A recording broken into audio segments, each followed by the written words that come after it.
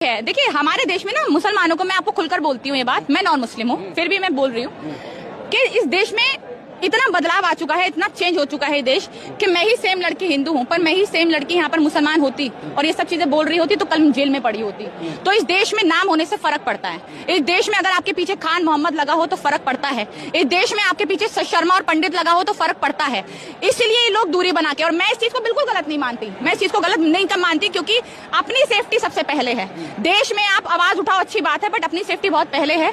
वो लोगों को उठाकर आप ये देखिए कितने प्रोटेस्ट हुए एनआरसी के, सीए के। उमर खालिद आज तक जेल में है, खालिद सैफी आज तक जेल में है, सारे के सारे मुसलमानों को आज तक जेल में डाला गया है और आज उनके खिलाफ सबूत भी नहीं है फिर भी उनको जेल में डाला गया। हमने भी बहुत प्रोटेस्ट किए, मैंने भी लगातार बहुत सारी ऐसी बाइटें दी है जिसकी वजह से मैं जेल में जा सकती थी, पर यहाँ पर हिंदू और मुसलमान होने में फर्क पड़ता है। इसीलिए इस देश में उन्होंने थोड़ा सा दूरी बनाई है और इसमें कुछ गलती नहीं है अगर वो अपनी सेफ्टी के बारे में सोच रहे हैं। आप ये देखिए कि हमारे देश का दुर्भाग्य ऐसा है कि मुसलमान एक ये सोच रहा है कि हम इस प्रोटेस्ट से दूरी बना ले ताकि हमको पकड़कर गिरफ्तार करके अंदर ना डाल दिया जाए। जनता पार्टी का क्या भविष्य लग रहा है आपको? लोग कह रहे हैं कि अमेरिका में बैठकर, विदेशों में बैठकर भारत विरोधी यहाँ गतिविधियां ये लोग कर रहे हैं। आ तो गया भाई, आज तो इंडिया में आ गया, ठीक है, अब आ तो गए इंडिया में और क्या चाहिए आपको। और अगर हम बात कर रहे हो अगर है तो वो इंडियन ना, वो कहीं पे भी बैठकर लोगों के लिए अगर आवाज उठा रहे हैं, चाहे वो अमेरिका में हो चाहे वो कहीं पे भी पूरी दुनिया की कोई सी भी कंट्री में वो, अगर हमारे भारत देश के जनता के लिए, युवाओं के लिए अगर आवाज उठा रहे हैं तो हम उनके साथ खड़े हैं। और हमें देखिए फ्यूचर हमारे को ऐसा नहीं है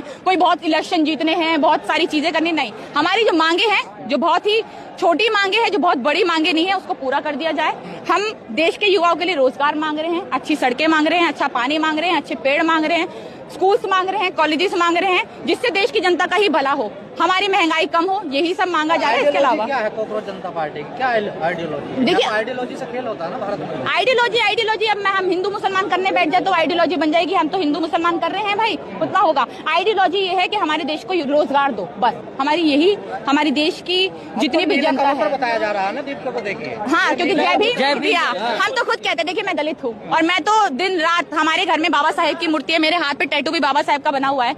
अब आप ये देखिए, धर्म को छोड़ दीजिए, अगर आप जय भीम, जिसने हमारा कॉन्स्टिट्यूशन लिखा, जिसकी वजह से हमारा ये लॉ, जितना हमारा जो लॉ पढ़ पाते हैं हम, जिसकी वजह से हमारा संविधान बना, जिसकी वजह से हम लोग, हमें न्याय मिलता है, न्यायपालिका, जिन चीजों को जिन्होंने किया, उनको अगर बोलने पर, जय भीम, उनका नाम लेने पर अगर आपको नीला कबूतर बता दिया जाए तो इससे बड़ा दुर्भाग्य इस देश का कुछ नहीं हो सकता। इससे बड़ा दुर्भाग्य इस सरकार का कुछ नहीं हो सकता कि जब एक, मतलब जिन्होंने जिनकी वजह से हम लोग सांस ले पा रहे हैं, लड़कियां घरों से बाहर निकल पा रही हैं, पढ़ पा रही हैं, लिख पा रही है, जिसके वजह से आप लोग बाइट ले पा रहे हैं, आजाद है, आजाद घूम पा रहे हैं, जिसके वजह से हमारे सारे मौलिक अधिकार हैं, उनको अगर उनका नाम लेने पर अगर आपको एक नीला कबूतर या भीमटा बता दिया जाए तो उससे बड़ा दुर्भाग्य कोई नहीं हो सकता। इससे पहले लगातार ये नैरेटिव बनाया जा रहा था कि जब कॉकरोच हमको उतरेंगे तो उपद्रव मचाएंगे।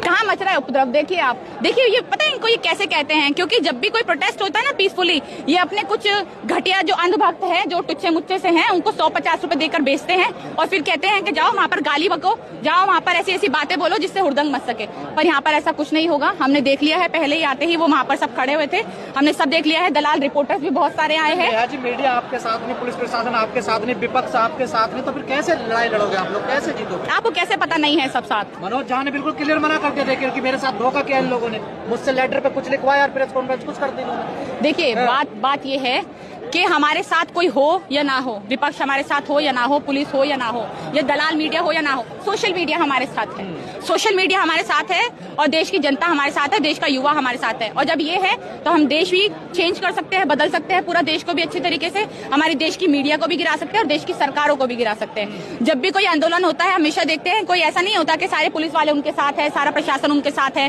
सारी जो कानून व्यवस्था उनके साथ है, नहीं, हमेशा इनको खिलाफ ही देखा जाता है, इनके खिलाफ ही होता है, क्योंकि जो सरकार होता है उसके खिलाफ बोल रहे होते, सरकार के हाथ में सब कुछ होता है, तो ये हमेशा खिलाफ होता है। पर आंदोलनों से हमेशा सब कुछ बदला गया है। चिंता करनी चाहिए, बिल्कुल करनी चाहिए, बहुत ज्यादा करनी चाहिए। देखिए मैं अभी यही बोल रही थी पहले भी बाइट में कि इनके हालात, इनके काम, इनके कर्मकांड तो ऐसे ही है जैसे नेपाल में हुआ है ना, कि इनको मार मार के भगाया गया, पर हम नहीं करेंगे ऐसा। हमें बहुत पीसफुली अपनी मांगे हैं, हम हाथ जोड़ के मांगे कर रहे हैं कि हमारी मांगों को पूरा कर दिया जाए।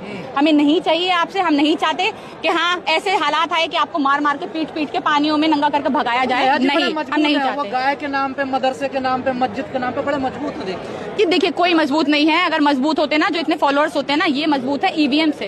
ये मजबूत है सिर्फ ईवीएम से कि इनको वोट मिल रहा है और इतना खतरनाक, ये इतनी खतरनाक धांधली कर रहे हैं कि जीत जा रहे हैं। ये सिर्फ उस चीज से, बैलेट पेपर से आप चुनाव करा लो, आज पता चल जाएगा कितने मजबूत है कितने कमजोर है। ईवीएम भी है क्या? नहीं देखिए, ये कॉकरोच का मुद्दा हो या ना हो, मेरा मुद्दा जरूर है कि ईवीएम में धांधली होती है और ईवीएम में धांधली होती है तभी ये बनते हैं। वरना ये देखिए जो इतने साल इनको इतने फॉलोअर्स कमाने में लग गए सोशल मीडिया पे, कॉकरोच जनता पार्टी ने 2 ही दिन में वो इतने फॉलोअर्स कमा लिए। रुक गए आप देखिए। हाँ, रुक गए तो क्या हुआ, रुक गए, रुकने बड़ी वाली बात नहीं है, पर है कितने, दोनों मतलब कितनी सारी पार्टियों को अगर एक साथ मिला कर दोगे उससे भी ज्यादा उनके फॉलोअर्स। तो मैं सोशल मीडिया के फॉलोअर्स को भी नहीं मान रही कि सोशल मीडिया, देश की जनता जब यहाँ पर आकर खड़े होकर एक कॉल पर इतने लोग इकट्ठे हो सकते हैं तो देश की जनता अभी भी जागरूक है, देश का युवा अभी भी जागरूक है और हम यही कोशिश करेंगे, यही मांग रहेगी कि हमारी मांगे पूरी